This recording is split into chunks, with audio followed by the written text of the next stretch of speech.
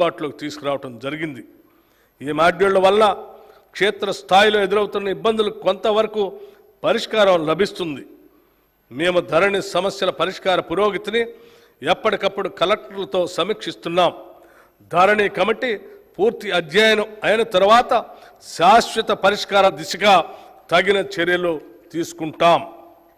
మన రాష్ట్ర జనాభాలో 47.3% ప్రజలు వ్యవసాయంపై ఆధారపడి జీవనోపాధి పొందుతున్నారు.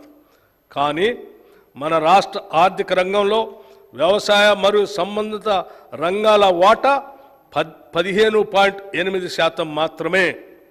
ఈ రంగం యొక్క వాటా పెరిగినప్పుడు రైతుల ఆర్థిక పరిపుష్టికి దారితీస్తుంది. అందుకే మా ప్రభుత్వం రైతుకు అవసరమైన అన్ని విధాల చేయూత అందిస్తుంది.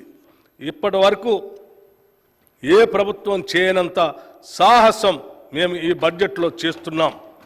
మొత్తం ప్రతిపాదిత బడ్జెట్లో సింహభాగం అంటే 72,659 కోట్ల రూపాయలు వ్యవసాయ రంగానికి ప్రతిపాదిస్తున్నాం.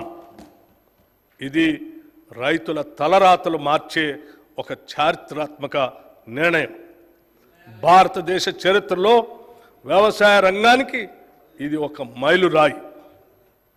హార్టికల్చర్ ఆయిల్ పామ్ సాగు తెలంగాణలో 12.12 లక్షల ఎకరాల్లో, ఉద్యాన పంటల సాగు ద్వారా 53.06 లక్షల మెట్రిక్ టన్నుల ఉత్పత్తి జరుగుతూ ఉంది. రాష్ట్రంలో ఆయిల్ పామ్ సాగును ప్రోత్సహించేందుకు oil palm area expansion under national mission on edible oils పథకం కింద ఆయిల్ పామ్ సాగు రైతులకి అవసరమైన సహాయం అందిస్తాం.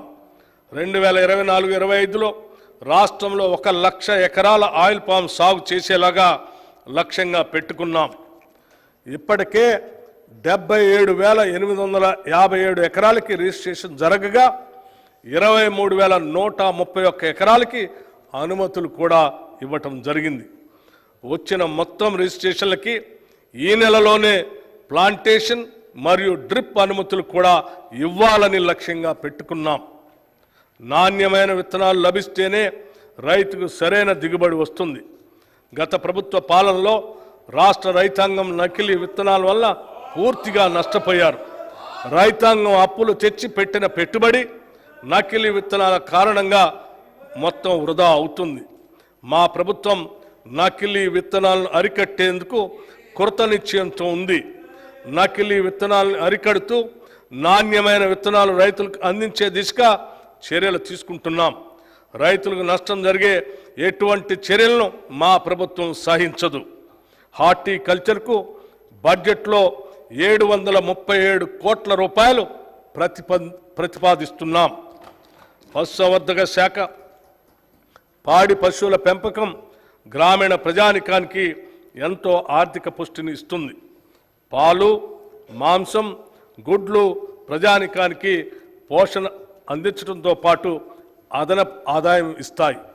ఇతర అనుబంధ రంగాలైన చేపలు, గొర్రెలు, కోళ్ల పెంపకం ఎంతోమందికి జీవనోపాధి కల్పిస్తాయి. ఈ రంగం గ్రామీణ ప్రాంతాల్లో ఉపాధి కల్పిస్తూ అభివృద్ధిలో కీలక పాత్ర వహిస్తుంది. పాల ఉత్పత్తి రంగంలో 62% వాటా చిన్న సన్నకారు మరియు భూమి లేని పేదలదే.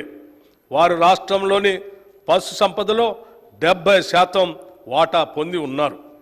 ఈ రంగంలో రాష్ట్రం 326.39 లక్షల పశు సంపదతో దేశంలో 8వ స్థానంలో ఉంది. పశు సంవర్ధక రంగానికి ఈ బడ్జెట్లో 1,980 కోట్ల రూపాయలు ప్రతిపాదిస్తున్నాము.